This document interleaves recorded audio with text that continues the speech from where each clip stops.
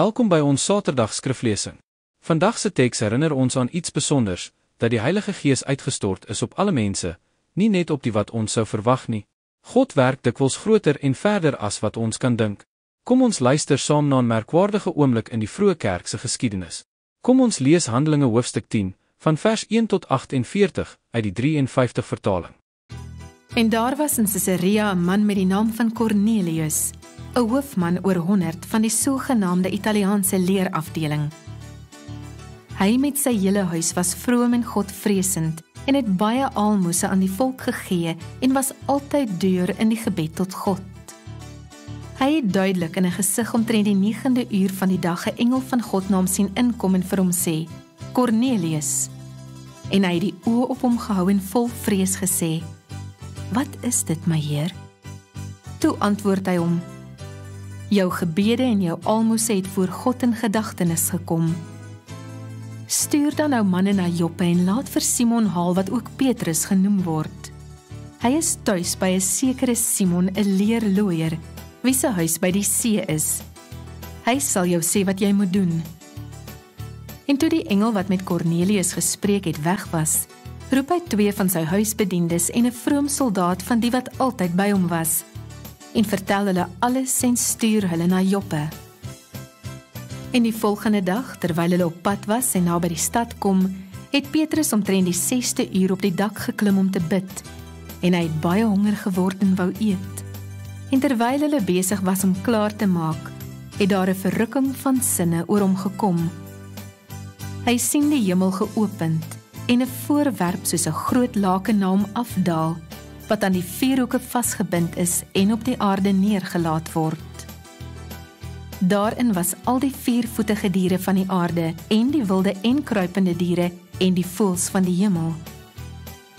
Toe kom daar 'n stem na hom, Staan op, Petrus, slag en eet. En Petrus sê, Nooit nie, Here, want ek het nooit iets onheiligs of onreins geëet nie.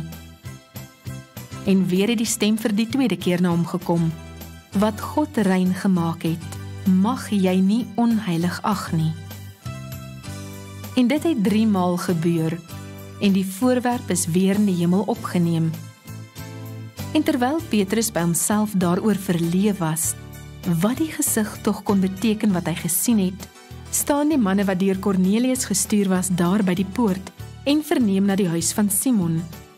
En hulle roep en vra of Simon, wat ook Petrus genoem word, daar tuis is. En terwyl Petrus nadink oor die gesig, sê die Gees vir hom, Daar is 3 manne wat jou soek. Staan dan op, klim af en gaan saam met hulle sonder om te twyfel, want ek het hulle gestuur. En Petrus het afgeklim na die manne wat deur Cornelius na hom gestuur was en gesê, Kyk, dit is ek wat julle soek. Wat is die rede waarom julle hier is? En hulle sê, Cornelius, 'n hoofman oor 100, 'n regverdige en Godvreesende man wat 'n goeie naam het by die hele Joodse nasie, het 'n goddelike openbaring ontvang deur 'n heilige engel om u te laat haal na sy huis om te hoor wat u sal sê. En hy het hulle binne genooi en geherberg. En die volgende dag het Petrus saam met hulle afgereis en enkele van die broeders uit Joppe het met hom saamgegaan. Die dag daarop het hulle in Caesarea aangekom, en Cornelius was hulle te wagte, en hy het alreeds sy familie en besondere vriende bymekaar geroep. Toe Petrus dan binnekom, het Cornelius hom tegemoet gegaan en aan sy voete neergeval en hom hulde bewys.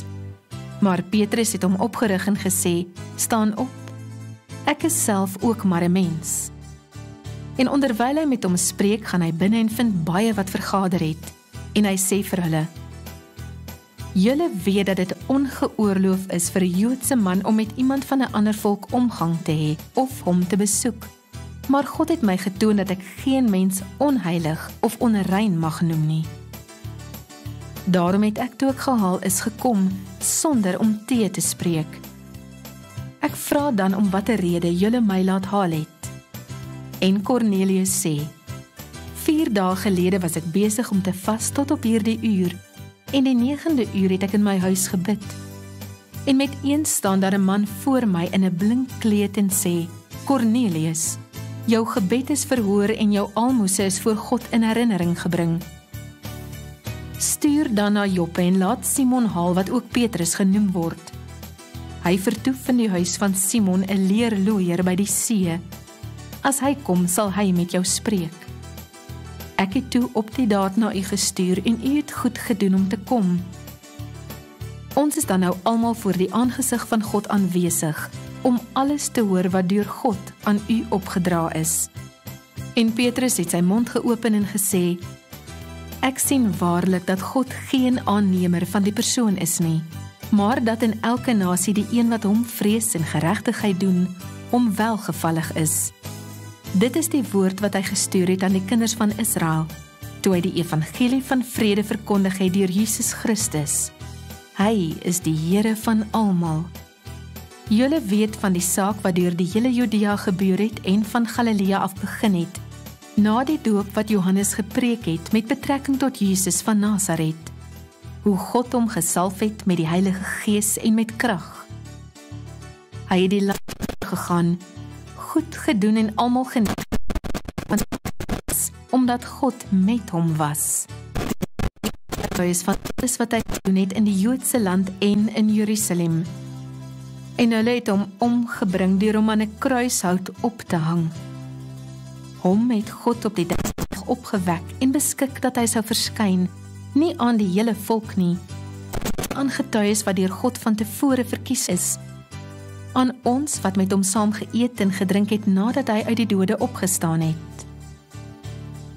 En hy het ons bevel gegee om aan die volk te verkondig en met krag te betuig, dat dit hy is wat deur God bestem is as regter van lewende en dode. Aangaande hom getuig al die profete dat elkeen wat in hom glo, vergifnis van sondes deur sy naam ontvang. En toe Petrus nog besig was om hierdie woorde te spreek, het die Heilige Gees op almal geval wat die woord gehoor het. En die gelowiges uit die besnydenis, almal wat saam met Petrus gekom het, was verbaas dat die gawe van die Heilige Gees ook op die heidene uitgestort is, want hulle het gehoor hoe hulle in tale spreek en God groot maak. Toe het Petrus begin spreek. Niemand kan tog die water weer, dat hierdie mense wat net soos ons die Heilige Gees ontvang het, nie gedoop word nie. En hy het beveel dat hulle gedoop moet word in die naam van die Here. Toe het hulle hom gevra om nog 'n paar dae te bly.